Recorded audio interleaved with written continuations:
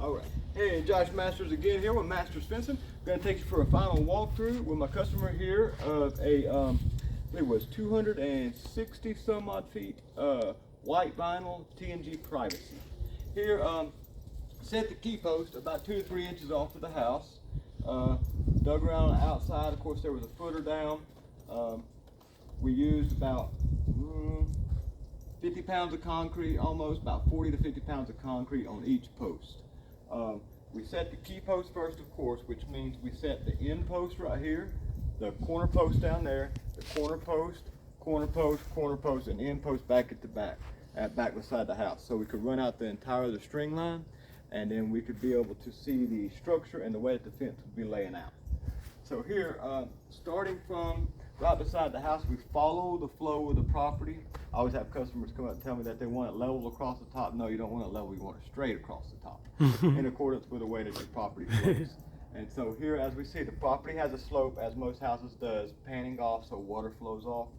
And coming out a full panel here, on each panel, we get 11 pickets for a full 6-foot wide panel, 2 U-channels on each side to close up any kind of gaps or any spacing between the post and the picket there, and of course 2 rails. And each rail also has a tab that goes inside of the post. So see, these rails go inside of it, and these posts are actually, they're hollow, but they're thick. And so this is the highest grade material. This is the kind that you want for your privacy fence, especially if you have an HOA or if you want a fence that's going to last throughout the years. They do have other vinyl fences that of course will bracket onto the post, but TNG privacy actually means tongue and groove, where the rails go inside of the post, and it also has a lifetime warranty on the material. So if there's ever any damage, any kind of tractors, whatever, somebody hits it with a wind, whatever the case may be. And so we'll follow the flow of the property here, come across the hardware. Got some nice heavy duty hardware, and of course this is the hinge post, which is also hollow. Got the latch, have a nice heavy duty latch here that has screws on all sides. Look, back boy. Oh boy, I get to see. And here we have a nice heavy duty hinge. Pops open like that. Now it can be locked from either side, from this side or from this side. And also on this side, you could put a padlock or you can just put a bolt, whichever one that you prefer. And should close somewhat as we open it up. Should kind of at least remind you that it needs to be closed. Well, maybe give it a little bit of a push. Okay. Well, it's a nice sturdy lock too. And so let's see. We'll come take a look here on the outside, and I'll describe the hinges too on the inside. So here we'll make sure that shuts. Yep, like that. Boom. Okay, yep, that looks good through there. Just want to kind of show the way the front looks, following the flow of the property. And of course, I'll take the customer back out here later. And come back in here and take a look at the hinges. Now these are what's called adjustable hinges. These are called adjustable hinges, which means that there is screws right here on each side of it. So those screws can be tightened or loosened left to right to move this entire hinge set left to right.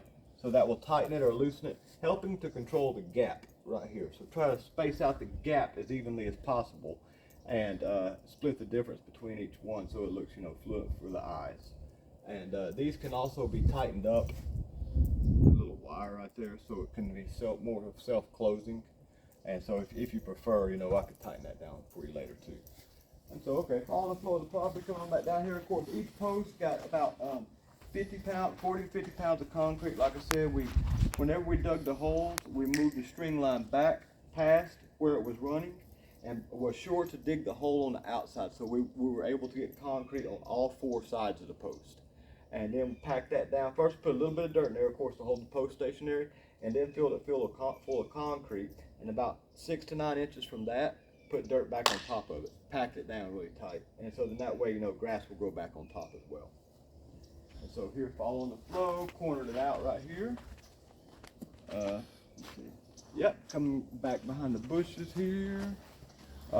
Stay pretty low to the ground over here. This, of course, is the lower point on the ground, on the landscape.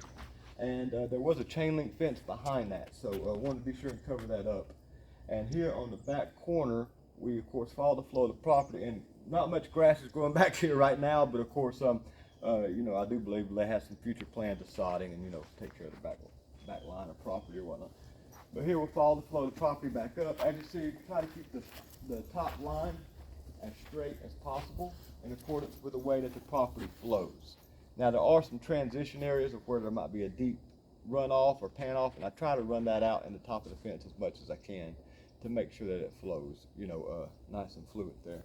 Angling up still, coming up to the flow of the property, and our customer here also had a tree actually right here in the property line, and that's your only shade back here, so they didn't want to part with it. And I said, I don't blame you.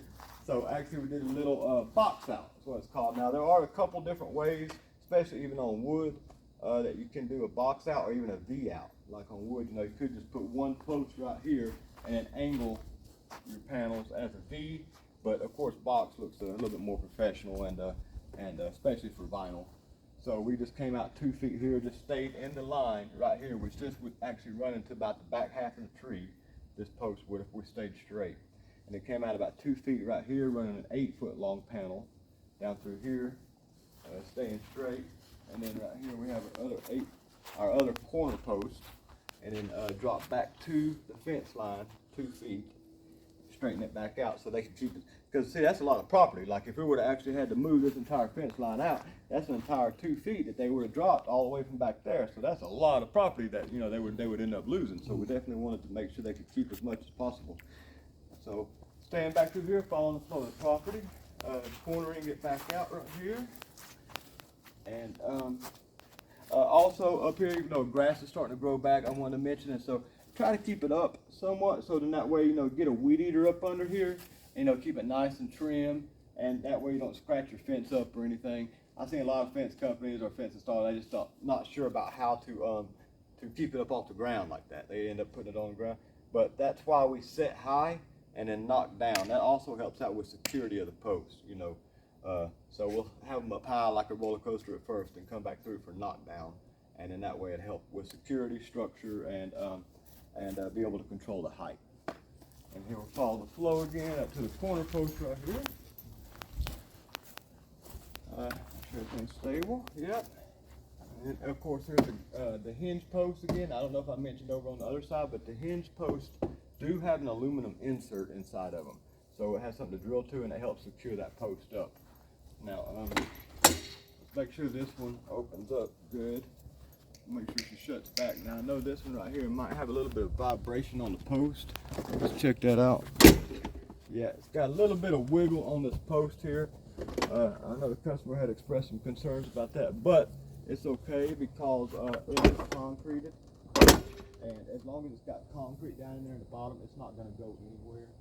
It'll take about 2 to 3 days to firm up, and then that way it won't move as much. If it does continue to move, it's still not going to go anywhere or you know, move out of place. And if it does, give us a phone call away. So if there's ever anything, or you have any difficulty opening, you know, be sure to let me know on that. And then let's see, we'll come on out here through the back, and we'll take a look through the front here, make sure that looks good. Yep, that looks good. And that's about it. And from myself and everybody here at Masters Fencing, as always, we thank you for installing with us. Okay.